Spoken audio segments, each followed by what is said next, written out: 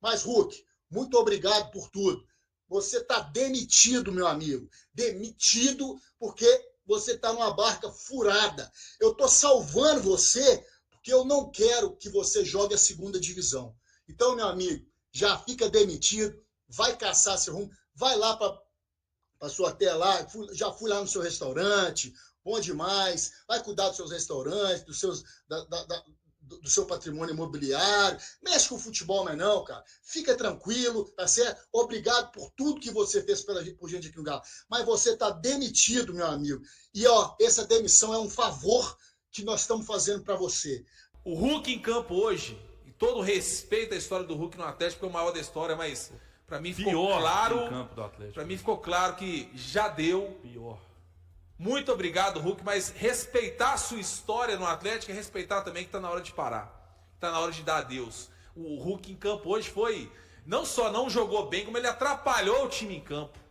Então, um time inoperante no ataque, um Atlético extremamente manhoso, carinhoso na marcação, dando espaço, fazendo carinho no Fortaleza e escolhas do Sampaoli bizarras para finalizar, inclusive, o jogo. Ele colocou o Gabriel Menino, que todo mundo gosta muito do futebol, né? Então, assim, escolhas absurdas de um treinador que parece perdido no comando do Atlético e, sinceramente, tá, Beto, eu pensaria realmente na permanência do Sampaoli para o próximo ano. Porque se ele não quiser mudar o conceito do trabalho dele, que é jogar de forma exposta como ele está jogando, vai ser mais um ano do Atlético preocupante na próxima temporada, mesmo se a gente montar um bom time. Porque não adianta você ter peças e o treinador fazer as escolhas que o Sampaoli está fazendo.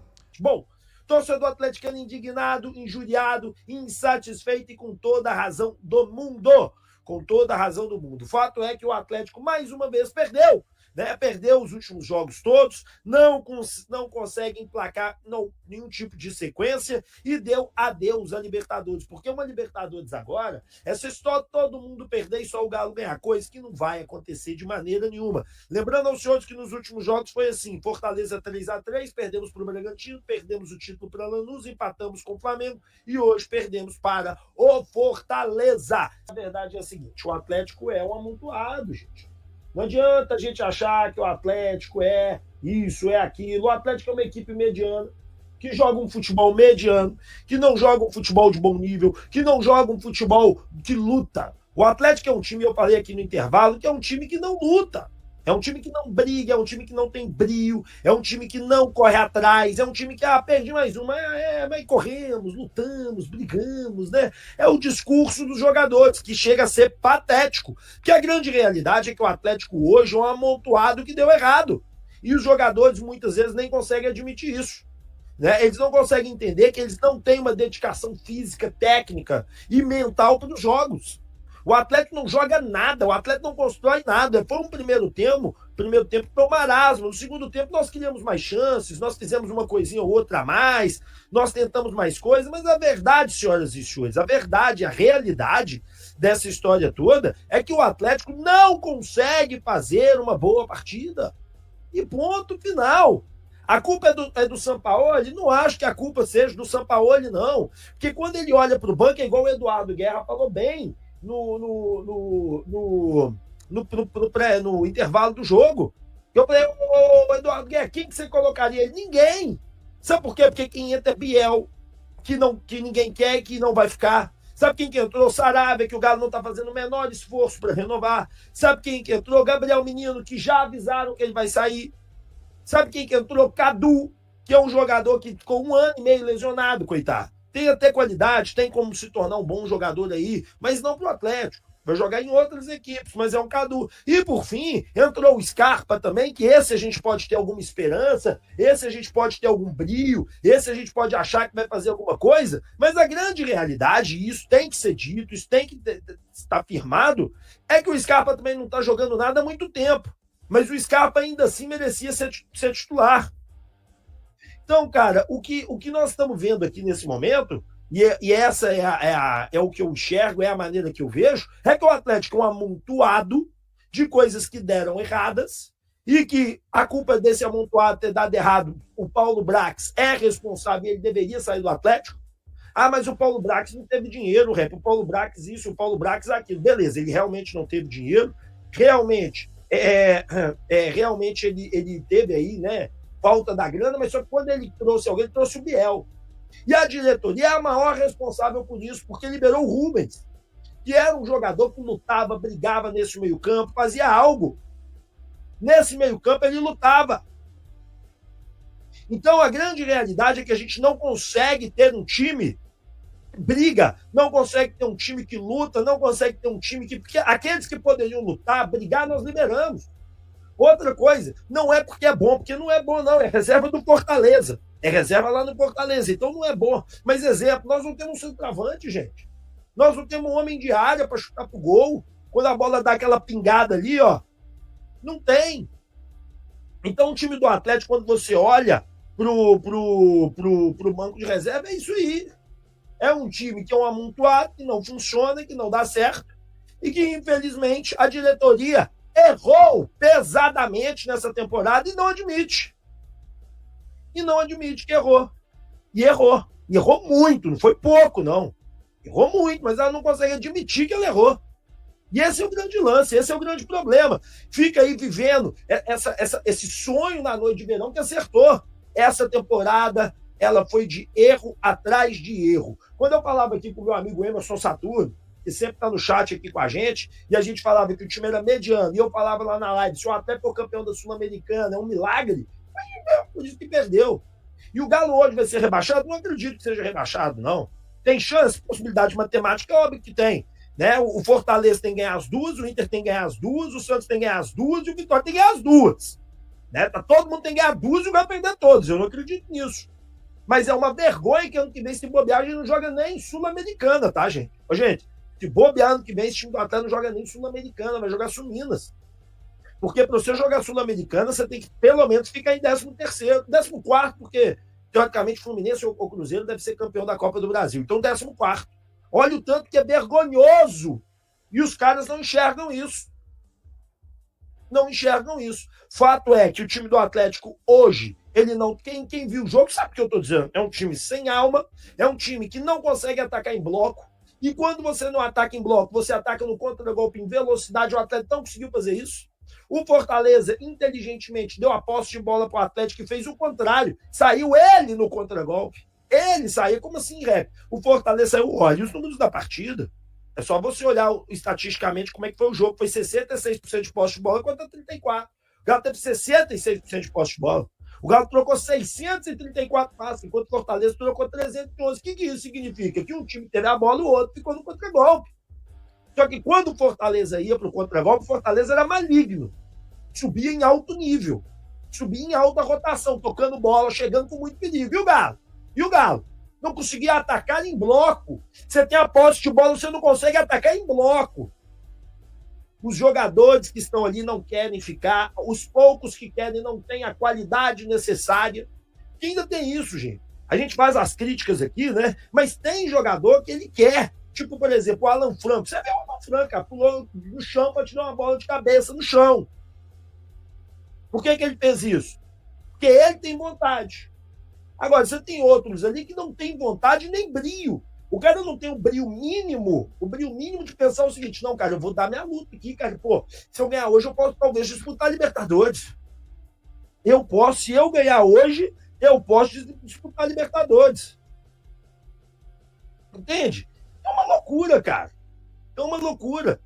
Uma loucura. Vamos dar moral aqui para alguns superchats que chegaram aqui, já são 12. Né? Essa live parece que foi da semana passada. E só para finalizar o meu comentário, tá? Sobre esse jogo. Quem é o culpado do momento? Vou deixar isso claro. Sobre o jogo, o Fortaleza foi inteligente, deu a posse de bola para o Atlético. O Atlético não sabe jogar com a posse de bola, porque o time é ruim, não conseguiu atacar, não conseguiu produzir, não conseguiu fazer nenhum tipo de jogada e perdeu aí. Esse é o lance sobre o jogo. O Fortaleza inteligentemente toma a posse de bola. Foi isso. O jogo foi isso. Agora vamos lá. Culpados por isso tudo. Primeiro culpado, diretoria. Por que a diretoria é culpada? Simplesmente porque a diretoria não consegue de maneira nenhuma, e essa é a realidade, não consegue de maneira nenhuma ser um time inteligente taticamente, montar um time inteligente, taticamente, montar um time que tem força física, montar um time que tem velocidade. Deixou o Cuca escolher Rony, escolher Júnior Santos, escolher uma turma e liberar outros que, mesmo que não tenham a qualidade, perdeu-se a questão tática, porque você, por exemplo, podia pôr um centroavante, poderia colocar alguém. Então, o principal culpado é a diretoria, que investiu 200 milhões quase, 185 milhões, para montar um time de meio de tabela. Então, se o Rubens Menin, o Rafael Menin não conseguirem entender o óbvio, que é o quê? Eu montei um time de meio de tabela, que hoje é o que o Galo está, 13º, 10º ali, no máximo vai conseguir, com 185 milhões. Com o quinto ou sexto maior investimento, eu não fui o quinto ou sexto colocado no Campeonato Brasileiro. Então, o maior culpado de todos é a diretoria. 2, o senhor Paulo Brax, que não tem controle de vestiário, que a gente sabe que esse vestiário, ele não é quebrado, igual eu disse, que tem ali os inimigos, o fulano é inimigo do ciclano, o Beltrano é inimigo do fulano, o fulano é inimigo do Beltrano. Eles não são inimigos, mas eles não se gostam. Eles não se gostam. Eles não lutam um pelo outro, não se dedicam um pelo outro, não vão fazer, não vão brigar, não vão atacar, não vão agredir um pelo outro. Então o senhor Paulo Brax não conseguiu contornar isso. E os jogadores também são muito responsáveis, porque não tem brilho, não tem alma, não tem vontade. Sabe? Eles não olham para assim, caramba, vamos entregar alguma coisa aqui, pelo menos no final. Vamos chegar em algum lugar aqui para esses caras. Vamos fazer alguma coisa diferente. Não, eles não têm essa intenção. E você sabe por que eles não têm essa intenção? Porque para eles tanto faz. Para eles tanto faz. Então, por isso que a limpa tem que ser de uns 15 jogadores. 15 jogadores. Não tem como não ser assim. Porque se não for assim, não tem solução para esse time. Essa é a verdade. Não tem solução. E se a diretoria não entender que ela errou em tudo que ela fez esse ano, eu não vou falar de 24, 23, 22 e 21, porque já passou. Nós estamos no ano de 2025, vou falar do ano 2025. O ano 2025, vocês erraram tudo que vocês fizeram, literalmente tudo. Vocês não conseguiram fazer nada direito. Endividaram o time numa questão técnica de contratações que vocês não vão conseguir revender jogadores. Se revender, vai ser por um preço abaixo do que vocês pagaram, ou seja, prejuízo. E vocês ainda estão achando que foram certos. E, gente, ainda dá tempo. Paulo Brax não deveria ficar no Galo. É a minha opinião. Paulo Brax, ele não consegue entregar aquilo que é necessário. Tá certo? Então, diretoria, acorde. Porque há como ainda você, pro ano 2026, tentar consertar a cagada de 2025. E consertar a cagada de 2025 é simplesmente dispensar uns 15 e investir uns 250 milhões, porque 200 milhões só não dá. Não dá. É uns 250 milhões, porque só 200 milhões vocês não vão conseguir fazer as contratações necessárias para tornar esse time realmente forte. E o Sampaoli, para de dar de bagre, né?